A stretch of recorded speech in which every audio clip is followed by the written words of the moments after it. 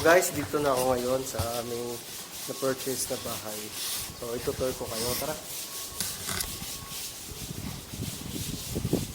Ito yung extra room or door tools. Yun. So ito, parking. Pasok tayo sa CR. Ito yung CR. Dito tayo sa sala. Sala. Sakto lang. Sala, tapos kusina. Ito yung mga plato. Dirty kitchen. Pag malakas na apoy mo. Dito lang ang mas maganda para hindi na gano'n mag-exhaust pa. Okay tayo.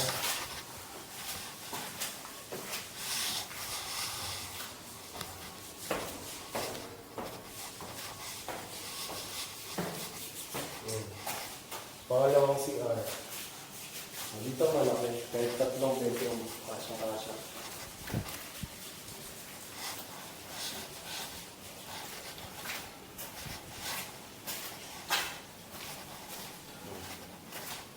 Ito yung kanilang bedroom ulit.